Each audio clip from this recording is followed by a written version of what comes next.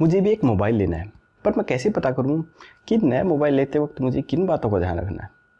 चलिए YouTube पे search कर लेता हूं, वो सब बता देंगे।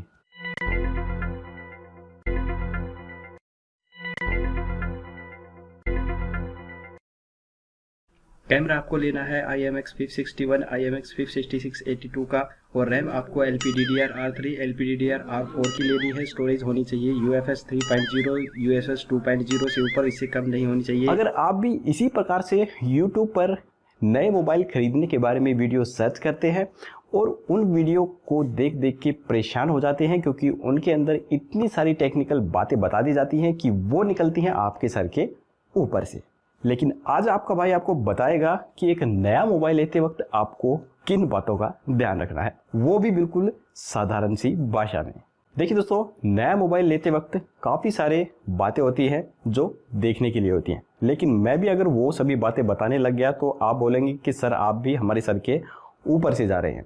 तो इसीलिए मैं कोई टेक्निकल बातें नहीं करूंगा, सिर्फ साधारण भाषा में आपको बताऊंगा और बिल्कुल एग्जाम्पल्स दे के बताऊंगा कि आपको नया मोबाइल लेते वक्त किन किन बातों का ध्यान रखना है, ताकि आपको अच्छे से समझ में आ सके। और जब भी आप कोई नया मोबाइल लेने जाएं तो आपको शॉपकीपर से ये ना बोलना पड़े कि वो अपने अनुसार कोई मोबाइल दिखा दे। आप खुद चूज कर सकते हैं आपके लिए बेस्ट मोबाइल कौन सा हो सकता है।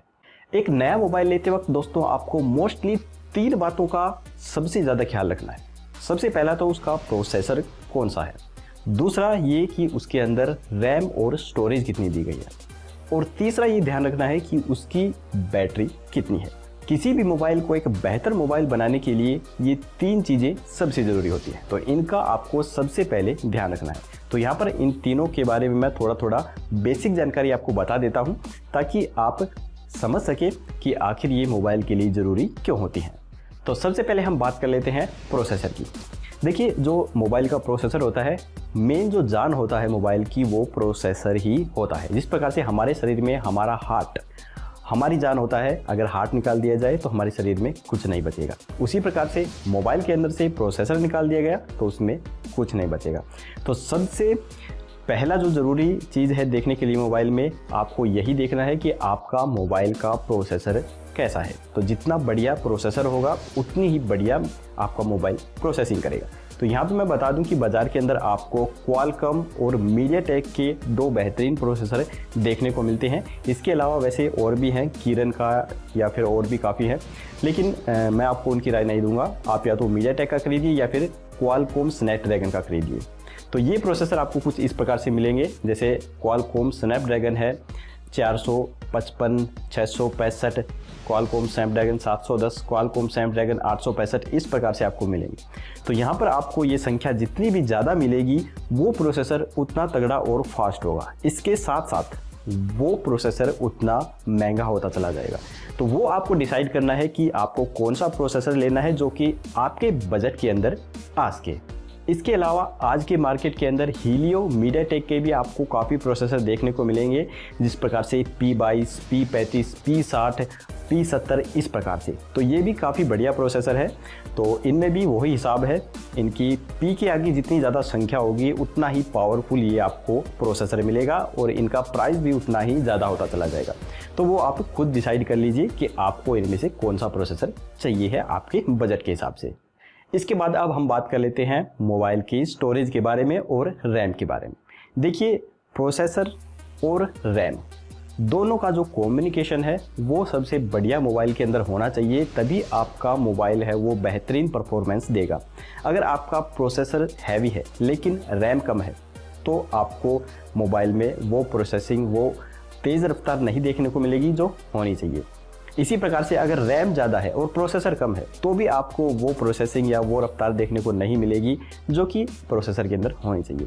तो ये दोनों ही चीज़ें बेहतर होनी चाहिए, बेहतर प्रोसेसर और बेहतर रैम होनी चाहिए, तभी आपको अपने मोबाइल की जो स्पीड है वो बेहतर देखने को मिलती है। तो यहाँ पर मैं बता दूँ कि फ़िलहाल मार्केट के अंदर आपको 3 GB से लेके अबोव तक 8 GB 12 GB रैम तक के जो मोबाइल हैं वो देखने को मिलेंगे। और यहाँ पे मैं बता दूं कि अगर आप कोई मोबाइल लेने की सोच रहे हैं तो कम से कम 3 से 4 GB की रैम उनके अंदर ज़रूर मिनिमम होनी चाहिए। इसके बाद अब हम बात कर लेते हैं स्टोरेज के बारे में। तो स्टोरेज क्या होती है? देखिए, स्टोरेज वो होती है जब भी आप अपने मोबाइल के अंदर कोई वीडियो, फोटो कुछ भी डाउनलोड करते हैं या स्टोरेज करते हैं तो वो स्टोरेज होती है। तो वो आपको देखनी है कि आपके मोबाइल में कितनी है। वो आप अपने यूज के अकॉर्डिंग देख सकते हैं कि आप कितना मोबाइल यूज करते हैं। अगर आप इंटरनेट ज़्यादा यूज करते हैं तो आपको ज़्यादा स्टोरेज की आवश्यकता नहीं है, लेकिन अगर आप ऑफलाइन म्यूजिक, वीडियो या फोटो देखते हैं तो आपको ज़्यादा स्टोरेज की ज़रूरत पड़ने वाली होती है, क्योंकि वो सभी चीज़ें आपको मोबाइल के अंदर स्टोर करके रखनी होती हैं। तो यहाँ पे दोस्तों मैं आपको रिकमेंडेशन करूँगा कि अगर आप एक नया मोबाइल लेने के लिए जा रहे हैं तो 32 GB या उससे ज़्यादा की स्टोरेज वाला ही मोबाइल खरीदिए, क्योंकि आजकल के जो मोबाइल हैं उनके अंदर कैमराज और वीडियोज़ इतनी HD के अंदर आती हैं कि जो स्टोरेज है वो बहुत जल्दी भर जाती है।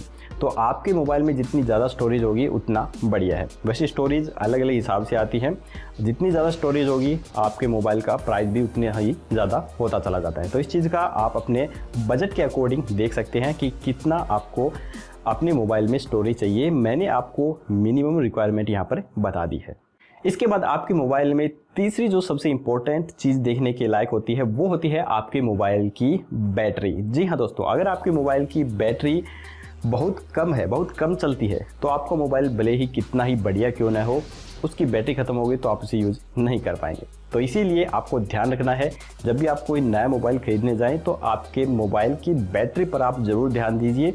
आजकल बाज़ार के अंदर आपको 4 से 6000 mAh तक की बैटरी के मोबाइल मिल जाएंगे। तो मैं रिकमेंडेशन करूंगा कि कम से कम 4000 mAh की बैटरी तो आपके मोबाइल में ज़रूर होनी चाहिए, तभी वो पूरा दिन आपको बैटरी का बैकअप देगी। और इसके साथ साथ आपको ध्यान रखना है, अगर आप 5000 या 6000 mAh की बैटरी का मोबाइल खरीदने जा रहे हैं तो आप ध्यान रखिए कि आपका जो मोबाइल है वो फास्ट चार्जिंग को सपोर्ट करता है या नहीं करता है, क्योंकि बैटरी जितनी ज़्यादा होगी वो चार्जिंग में उतना ही ज़्यादा टाइम लेती है। अगर 5 से 6000 mAh की बैटरी होगी और उसके अंदर फास्ट चार्जिंग नहीं होगा तो आपके मोबाइल को चार्ज होने में 3 से 4 घंटे या 5 घंटे भी लग सकते हैं। तो इस बात का ध्यान रखिए। दोस्तों, मैंने आपको जो ये 3 चीज़ें बताई हैं तो इनके बारे में अब आप सोच रहे होंगे कि हम कैसे पता करें कि ये चीज़ें इस मोबाइल के अंदर हैं या नहीं हैं। तो देखिए, मैं आपको बता देता हूँ, आजकल मार्केट के अंदर जितने भी मोबाइल आ रहे हैं उन सभी के डब्बे के ऊपर आपको ये सभी चीज़ें देखने को मिल जाएंगी। अगर फिर भी आपको किसी डब्बे पे ये चीज़ें देखने को नहीं मिलती हैं तो आप मोबाइल की सेटिंग्स में जाकर भी इन्हें देख सकते हैं। तो वो भी मैं आपको बता देता हूँ। आपको क्या करना है, जो भी मोबाइल आप खरीद रहे हैं उसकी सेटिंग्स में जाना है। सेटिंग्स में जाने के बाद आपको एक अबाउट का ऑप्शन दिखाई देगा। वहाँ पर जब जैसे ही आप क्लिक करेंगे तो वहाँ पर आपको प्रोसेसर, रैम, स्टोरेज, ये तीनों चीज़ें हर मोबाइल में दिखा देगा और किसी किसी मोबाइल के अंदर तो बैटरी भी वहाँ पर दिखा देता है। तो इस प्रकार से आप वहाँ पर भी इन्हें देख सकते हैं।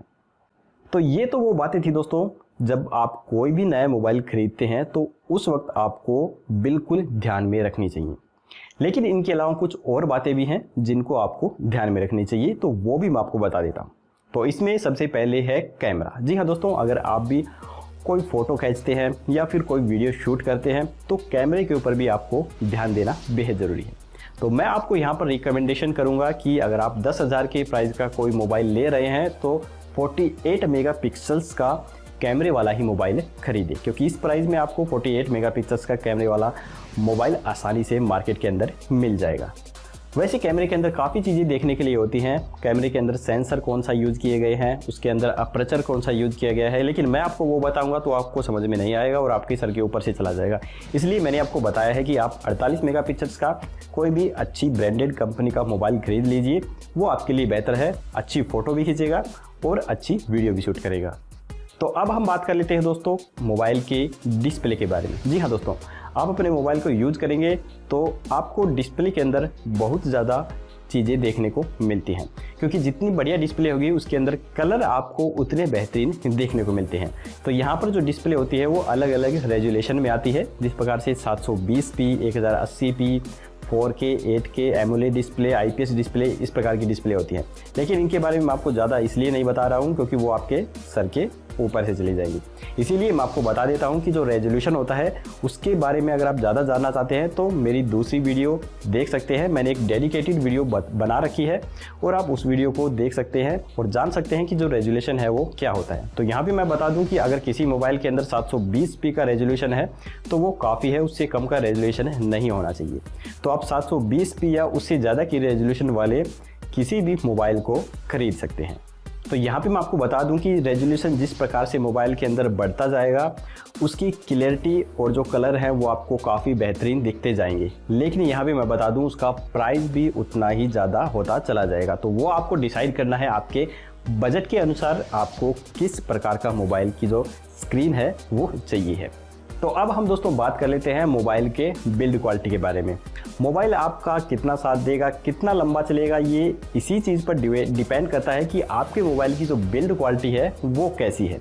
अगर आपकी मोबाइल की बिल्ड क्वालिटी हल्की होगी तो वो पड़ते ही ख़त्म हो जाएगा और आपको उसे रिपेयर करवाने के लिए शॉप पर जाना होगा। तो इस चीज़ के ऊपर भी आपको ध्यान देना है। तो यहाँ पे मैं बता दूं कि मार्केट के अंदर फ़िलहाल 2 प्रकार के मोबाइल आपको देखने को मिलेंगे, एक तो पॉलीकार्बोनेट के और दूसरे आपको यहाँ पर ग्लास के देखने को मिलेंगे। पहले मेटल के मोबाइल भी आते थे लेकिन फ़िलहाल वो बंद कर दिए गए हैं क्योंकि उनके अंदर जो हीट है वो बहुत ज़्यादा होती है और इतनी ज़्यादा हीट हो जाती है कि मोबाइल को आप पकड़ भी नहीं सकते हैं, इसलिए मेटल के मोबाइल आने फ़िलहाल बंद हो गए हैं। तो यहाँ पर फ़िलहाल जो मार्केट के अंदर 2 प्रकार के ही मोबाइल आ रहे हैं। तो यहाँ पर मैं आपको चूज करने के लिए जो बोलूँगा, प्रेफर करूँगा, वो बोलूँगा कि आप पॉलीकार्बोनेट का मोबाइल ही खरीदिए।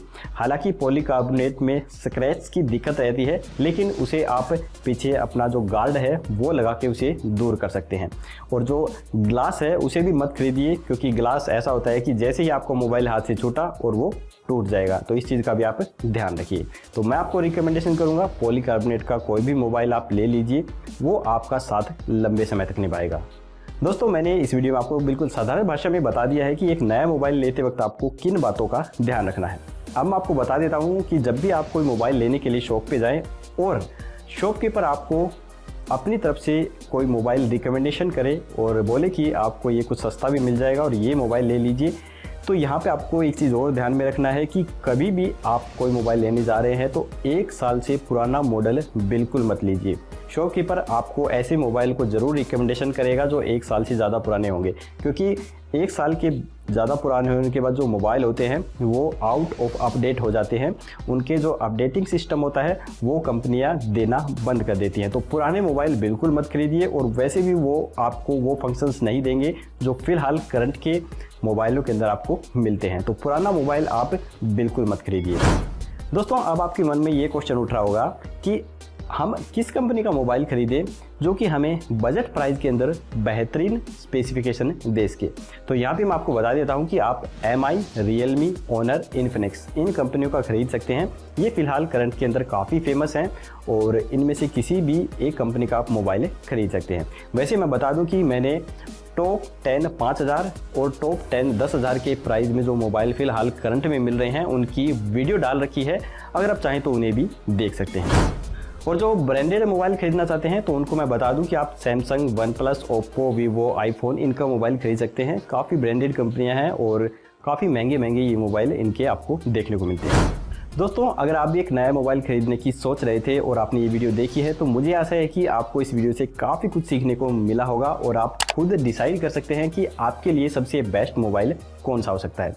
तो दोस्तों अगर आपको हमारी वीडियो पसंद आई तो लाइक ज़रूर कीजिएगा और अपने दोस्तों के साथ शेयर करना बिल्कुल मत भूलिए। तो जल्दी ही मिलेंगे ऐसी एक और वीडियो के साथ, तब तक के लिए जय हिंद, जय भारत।